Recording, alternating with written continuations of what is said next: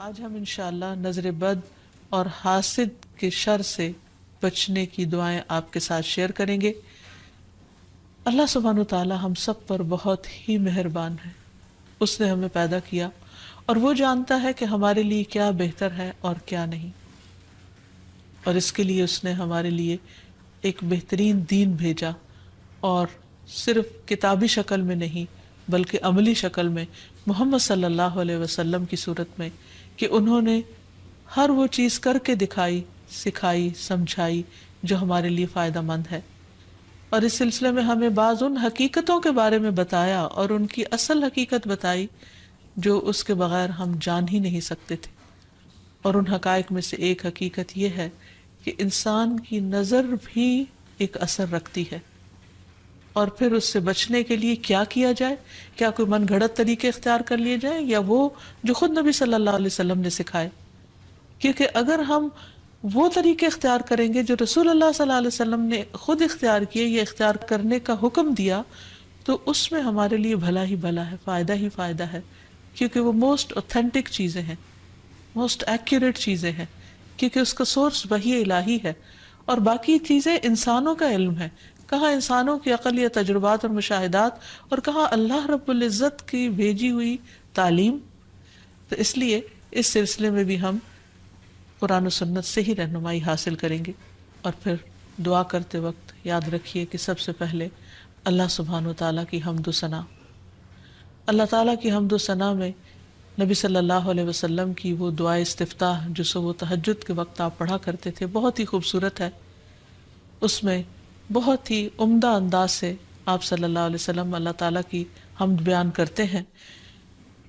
الفاظ ہیں کچھ یوں: اللہم لک الحمد انت قیم السماوات والارض ومن فیہن، ولک الحمد لک ملک السماوات والارض ومن فیہن، ولک الحمد انت نور السماوات والارض، ولک الحمد انت الحق ووعدک الحق ولقاؤک حق وقولک حق والجنة حق والنار حق والنبیون حق ومحمد صلی اللہ علیہ وسلم حق والساعۃ حق۔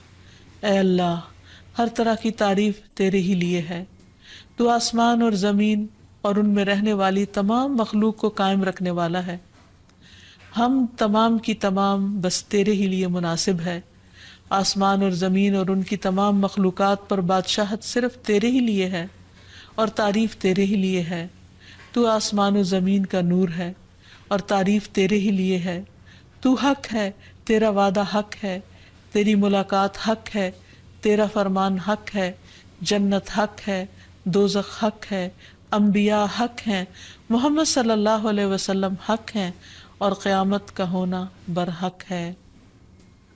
اور پھر اللہ تعالیٰ کی حمد و ثنا کے بعد درود شریف کا پڑھنا دعاؤں کی قبولیت کا ذریعہ بنتا ہے۔ تو اس لیے جب بھی اللہ تعالیٰ کو پکاریں، اللہ تعالیٰ سے قبولیت کا یقین رکھتے ہوئے اس کو پکاریں، اور خصوصاً زندگی میں پیش آنے والی ان مشکلات کو جن کا سبب معلوم ہو، اور ان مشکلات میں بھی جن کا ہمیں سبب معلوم نہیں، ان سب کو دور کرنے کے لیے اللہ تعالیٰ کی مدد لیں۔ جہاں تک نظر بد کی حقیقت کا تعلق ہے تو اس کے بارے میں نبی صلی اللہ علیہ وسلم نے ہمیں بتایا ہے۔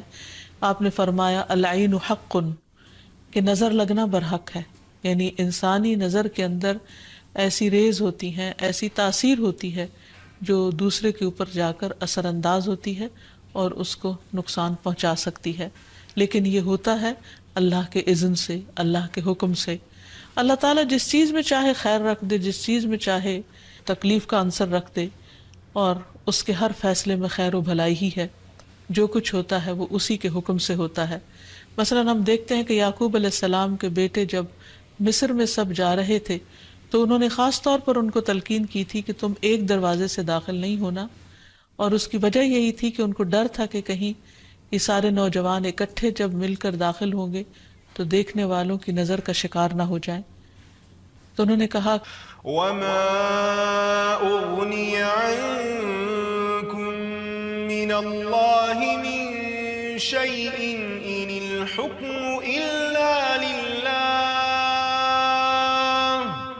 عَلَيْهِ توكلت توكلت وعليه فليتوكل المتوكلون.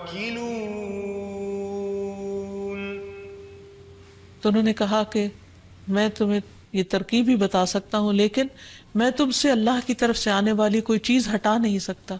یعنی اگر پھر بھی اللہ کا حکم تم پر نافذ ہونا ہوا، کوئی نقصان پہنچنا ہوا، تو پھر میں کچھ نہیں کر سکتا. حالانکہ وہ اللہ کے پیغمبر تھے. حکم اللہ کے سوا کسی کا نہیں، اسی پر میں نے بھروسہ کیا اور اسی پر لازم ہے کہ سب بھروسہ کرنے والے بھروسہ کریں.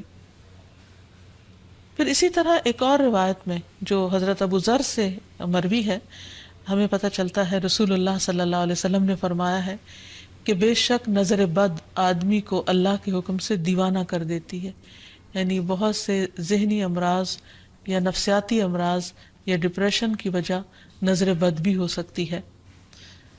نظر بد کے بعض اوقات فزیکل اثرات بھی ہوتے ہیں، یعنی جسمانی اثرات بھی ہوتے ہیں. مثلا ایک روایت میں آتا ہے کہ ام سلمہ رضی اللہ تعالیٰ عنہ کہتی ہیں کہ نبی صلی اللہ علیہ وسلم نے ان کے گھر میں ایک لڑکی دیکھی جس کے چہرے پر نظر بد کی وجہ سے کالے دھبے پڑ گئے تھے، یعنی چہرے کا رنگ خراب ہو چکا تھا. تو نبی صلی اللہ علیہ وسلم نے فرمایا کہ اس پر دم کرو کیونکہ اس سے نظر بد لگ گئی ہے.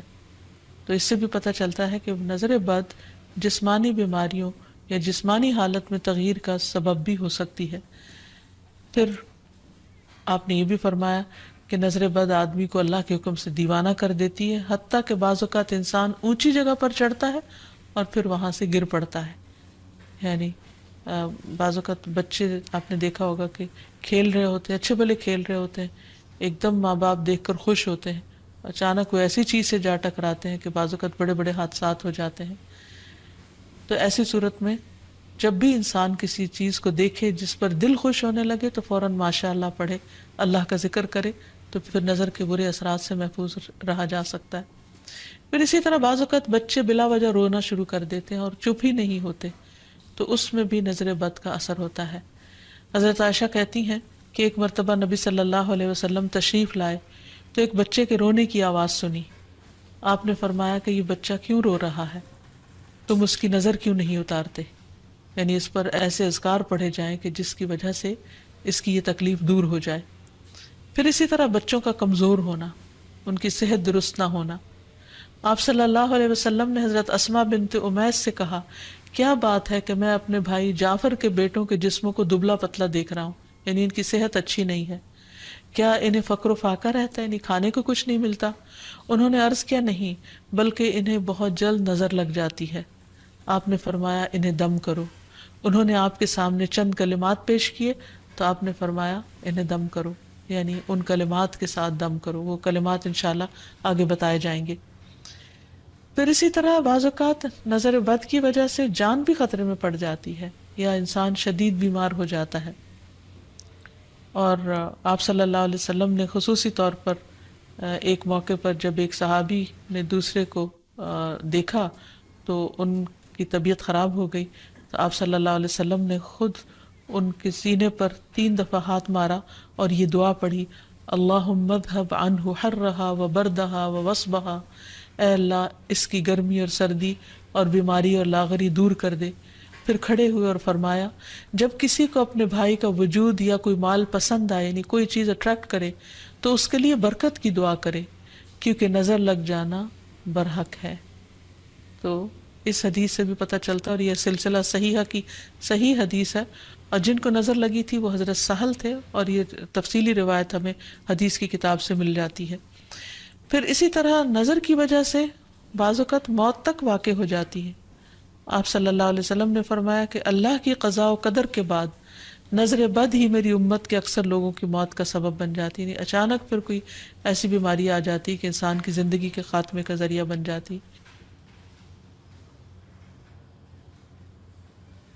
پھر اسی طرح یہ ہے کہ انسان دم کرے.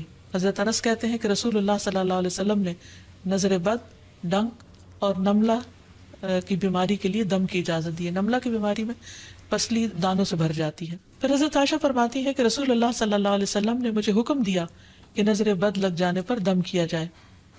پھر اسی طرح بخار، پہلو کے پھوڑے اور نظر بد میں دم کی اجازت دی گئی ہے.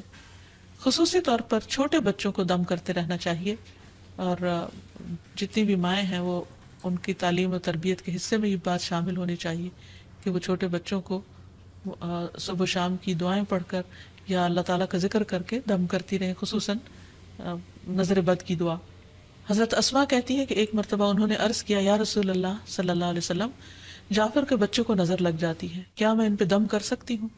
تو آپ نے فرمایا ہاں، اگر کوئی چیز تقدیر سے سبقت لے جا سکتی تو وہ نظر بد ہوتی، یعنی اتنے اس کے اثرات ہوتے ہیں۔ پھر اسی طرح نظر بد کے علاج میں یہ بات بھی بہت مفید ہے جو نبی صلی اللہ علیہ وسلم کی سنت سے ثابت ہے کہ نظر لگانے والے کے وضو کے بچے ہوئے پانی سے اس کو غسل کرایا جائے، یعنی جس کو نظر لگی ہو۔ ایک اور روایت میں آتا ہے کہ آپ صلی اللہ علیہ وسلم نے فرمایا، نظر بد لگنا برحق ہے، اگر کوئی چیز تقدیر پر غالب ہو سکتی تو وہ نظر بد ہے۔ جب لوگ تمہیں غسل کرنے کا کہیں تو غسل کر دو، یعنی اس کو برا نہ مانو، کیونکہ یہ ایک چیز ہے ہونے والی۔ اگر کسی کے آنے سے یا اچانک دیکھنے سے یا کسی کی بات سے یا تعریف سے دوسرے شخص کی طبیعت خراب ہو گئی ہے تو اس سے واضح طور پر پتہ چلتا ہے کہ کوئی ایسے ہی اثرات ہوئے ہیں، اور اگر وہ طلب کرے کہ وضو کر کے پانی دے دو تو دے دینا چاہیے، اس کو برا نہیں سمجھنا چاہیے۔ لیکن یہ یاد رکھیے کہ نظر بد کے اتار کے لیے غیر شرعی کام کرنا یہ درست نہیں، یعنی وہ چیزیں جن کا سنت سے کوئی ثبوت نہیں ملتا، جیسے بعض لوگ مرچیں جلاتے ہیں یا بعض لوگ کالے دھاگے پہن لیتے ہیں یا کوئی ایسے نشان لگا لیتے ہیں، تو ان چیزوں سے پرہیز کرنا چاہیے۔ کیونکہ نبی صلی اللہ علیہ وسلم نے ایک مرتبہ ایک قاصد کو روانہ فرمایا اور فرمایا کہ کسی اونٹ کے گلے میں کوئی تانت یا کوئی قلادہ باقی نہ چھوڑا جائے مگر اسے کاٹ ڈالا جائے۔ تو مالک نے کہا کہ یہ لوگ قلادے نظر بد سے بچانے کے لیے ڈالتے ہیں یا ایسے دھاگے ڈال دیتے ہیں، تو آپ نے فرمایا ان کو کاٹ کے ختم کر دیا جائے۔ پھر اسی طرح شرکیہ دم نہیں کرنے چاہیے جس میں اللہ سبحانہ وتعالیٰ کے علاوہ کسی اور کو پکارا گیا ہو یا ان کا نام لیا گیا ہو۔ اور دعاؤں میں خصوصاً معوذتین بہت مفید ہیں، قل اعوذ برب الفلق اور قل اعوذ برب الناس آخر تک 3 بار پڑھ کر مریض پر دم کیا جائے۔ رسول اللہ صلی اللہ علیہ وسلم جنوں اور انسانوں کی نظر بد سے پناہ مانگا کرتے تھے، یہاں تک کہ یہ 2 صورتیں نازل ہوئیں۔ جب یہ نازل ہوئیں تو آپ نے انہیں پڑھنا شروع کر دیا اور ان کے علاوہ سب کچھ چھوڑ دیا۔ پھر اسی طرح ماشاء اللہ پڑھتے رہنا چاہیے۔ قرآن مجید میں آتا ہے وَلَوْلَا إِذْ دَخَلْتَ جَنَّتَكَ قُلْتَ مَا شَاءَ اللَّهُ لَا قُوَّةَ إِلَّا بِاللَّهِ، اور جب تو اپنے باغ میں داخل ہوا تو تم نے یہ کیوں نہ پڑھا کہ ماشاء اللہ لا قوت الا باللہ۔ یہ اس شخص کو کہا گیا جس کا باغ جل گیا تھا۔ سورۃ کہف میں اس کی کہانی موجود ہے، اور اس کا معنی کیا ہے کہ وہی ہوتا ہے جو اللہ چاہتا ہے، اور اللہ کی توفیق کے بغیر کسی کا کچھ زور نہیں۔ پھر اسی طرح کچھ دیگر مسنون دعائیں ہیں جن کا پڑھنا نظر کے لیے فائدہ مند ہے۔ ابن عباس کہتے ہیں کہ نبی صلی اللہ علیہ وسلم حضرت حسن اور حسین کے لیے پناہ طلب کیا کرتے تھے اور فرماتے تھے کہ تمہارے دادا ابراہیم علیہ السلام بھی ان کلمات کے ذریعے اسماعیل اور اسحاق علیہم السلام کے لیے اللہ کی پناہ مانگا کرتے تھے۔ اعوذ بکلمات اللہ التامۃ من کل شیطان وہامۃ ومن کل عین لامۃ، میں پناہ مانگتا ہوں اللہ کے پورے کلمات کے ذریعے ہر ایک شیطان سے، ہر زہریلے جانور سے اور ہر نقصان پہنچانے والی نظر بد سے۔ پھر اسی طرح ایک اور دم بھی ہے۔ حضرت عائشہ کہتی ہے کہ میں رسول اللہ صلی اللہ علیہ وسلم پر نظر بد سے حفاظت کے لیے دم کیا کرتی تھی، یعنی وہ خود کرتی تھی، اور وہ اس طرح کہ میں اپنا ہاتھ ان کے سینے پر رکھتی اور یہ دعا پڑھتی، امسح البأس رب الناس بیدک الشفاء لا کاشف لہ الا انت، اے لوگوں کے رب اس تکلیف کو دور فرما دے، شفا تیرے ہاتھ میں ہے اور تیرے علاوہ کہیں اور سے شفا نہیں مل سکتی۔ اسی طرح حاسد کا حسد بھی نقصان دیتا ہے، جس سے بچنے کے لیے اللہ سبحانہ وتعالیٰ نے قل اعوذ برب الفلق اتاری، جس کے آخر میں آتا ہے ومن شر حاسد اذا حسد، کہ حاسد کے حسد سے بچنے کے لیے اللہ تو مجھے اپنی پناہ میں رکھ۔ اور حسد کہتے ہیں کسی انسان کو ملنے والی نعمت کے ختم ہونے کی تمنا کرنا، خواہ خود کو حاصل کرنے کا شوق ہو یا نہ ہو، یا تمنا ہو یا نہ ہو، تو اس سے منع کیا گیا ہے، اس کی حرمت بیان کی گئی ہے۔ نبی صلی اللہ علیہ وسلم نے فرمایا آپس میں حسد نہ کرو، آپس میں بغض نہ رکھو، قطع رحمی نہ کرو، اللہ کے بندو بھائی بھائی بن جاؤ۔ اور یہ ایمان کے منافی صفت ہے کہ کسی بندے کے دل میں ایمان اور حسد اکٹھے نہیں ہو سکتے۔ پھر یہ دین کو مونڈ دینے والی صفت ہے۔ پھر اسی طرح یہ ہے کہ لوگوں کی خیر خواہی اسی میں ہے کہ وہ ایک دوسرے سے حسد نہ کریں۔ آپ نے فرمایا لوگ اس وقت تک خیر پر رہیں گے، بھلائی ہوگی ان کی جب تک کہ وہ حسد نہیں کریں گے۔ پھر اسی طرح یہ ہے کہ ایسا شخص اللہ تعالیٰ کا محبوب ہے جس کے دل میں کسی کے لیے کوئی حسد نہ ہو. عام طور پر حسد کی وجہ یہ ہوتی ہے کہ انسان اپنے آپ کو بڑا سمجھتا ہے. وہ سمجھتا ہے کہ ساری خیر اور بھلائی صرف اسی کا حق ہے, اور جب وہ دیکھتا ہے وہ کسی اور کو بھی مل رہی ہے تو اس پر پریشان ہوتا ہے اور اس سے چھیننے کی فکر کرتا ہے. اور یہ ان خرابیوں میں سے جو بہت اول دور میں پائی گئی. مثلا ابلیس نے انسان کو سجدہ کیوں نہیں کیا؟ حسد کی بنا پر. قابیل نے حابیل کو کیوں قتل کیا؟ حسد کی بنا پر. تو اسی طرح کسی بھی انسان کے اندر جب تکبر آتا ہے, غرور آتا ہے, ابلیسی صفات آتی ہیں, تو وہ یہ سوچتا ہے کہ اس کا مقام اور مرتبہ بس اسی کو ملے, کسی اور کی طرف نہ جائے. کہ کسی کو بھی اگر نعمت ملے تو وہ اس پر جیلس ہو جاتا ہے. اور یہ بنیادی طور پر اس کی وجہ دنیا کی محبت کا زیادہ ہونا ہے. اس لیے ہمیں اس سے بچنے کی ضرورت ہے. اور یہ بیماری ایسے انسان کے اندر داخل ہو جاتی ہے کہ بعض اوقات انسان کو خود بھی پتہ نہیں چلتا. تو اس لیے اللہ سبحانہ و تعالیٰ سے دعا کرتے رہنا چاہیے, اور اس معاملے میں انسان کو اللہ پر بھروسہ بھی کرنا چاہیے, اور پھر اللہ تعالیٰ کی پناہ مانگنی چاہیے کہ اللہ تعالیٰ اپنی حفاظت میں رکھے. کیونکہ اللہ تعالیٰ فرماتے ہیں میرا محبوب بندہ اگر مجھ سے مانگتا ہے تو میں اسے دیتا ہوں, اور اگر وہ کسی دشمن یا شیطان سے میری پناہ مانگتا ہے تو میں اسے محفوظ رکھتا ہوں. پھر اسی طرح یہ ہے کہ حاسدوں سے نعمت کو چھپانے کی کوشش کرنا چاہیے. جب انسان کو یہ پتا ہو کہ کوئی شخص ایسا ہے جو اس کی نعمت پر خوش نہیں ہوتا تو ان کے سامنے پھر اس کا اظہار نہیں کرنا چاہیے. ابو ہریرہ کہتے ہیں کہ رسول اللہ صلی اللہ علیہ وسلم نے فرمایا تم اپنی ضرورتوں کو پورا کرنے کے لیے ان کو رازداری میں رکھ کر مدد حاصل کرو, بے شک ہر صاحب نعمت حسد کیا جاتا ہے. پھر اسی طرح یہ کہ انسان کو حسد سے بچنے کے لیے اللہ تعالیٰ سے دعا کرتے رہنا چاہیے, کیونکہ ہر ایک کی پیشانی کے بال اللہ کے ہاتھ میں ہے, اور جب اللہ نہ چاہے تو کوئی کسی کو کچھ بھی نقصان نہیں دے سکتا, کچھ بھی بگاڑ نہیں سکتا. تو اللہ تعالیٰ پر بھروسہ کرتے ہوئے خصوصی طور پر معوذتین کا ورد کرتے رہنا چاہیے. صبح شام 3 بار پڑھنا چاہیے, نمازوں کے بعد اس کو پڑھنا چاہیے. اور پھر ایک دعا اور بھی ہے کہ جبریل علیہ السلام نبی صلی اللہ علیہ وسلم کی عیادت کے لیے ایک مرتبہ حاضر ہوئے تو آپ کانپ رہے تھے. آپ نے ان کو ان الفاظ میں دم فرمایا, بسم اللہ ارقیک من کل شیء یؤذیک من حسد حاسد وکل عین واسم اللہ یشفیک. اللہ کے نام سے میں تم پر ہر اس چیز کے شر سے بچاؤ کا دم کرتا ہوں جو تمہیں اذیت پہنچائے, ہر حاسد کے حسد سے اور ہر نظر بد سے. اللہ کے نام سے اللہ تمہیں شفا عطا فرمائے. تو اس سے یہ پتہ چلتا ہے کہ جبریل علیہ السلام نبی صلی اللہ علیہ وسلم پر دم کرتے تھے, تو ہمیں بھی مریض پر, بے چین شخص پر, اضطراب کے شکار شخص پر دم کرنا چاہیے, اور انہی الفاظ کے ساتھ, کیونکہ سب سے بہترین الفاظ وہ ہیں جو اللہ کا کلام ہے اور پھر محمد صلی اللہ علیہ وسلم کے الفاظ ہیں. اللہ تعالی ہمیں ہر طرح کے شر سے محفوظ رکھے, ہمیں بھی اور ہمارے عزیزوں کو بھی اور تمام لوگوں کو. وآخر دعوانا ان الحمد للہ رب العالمین.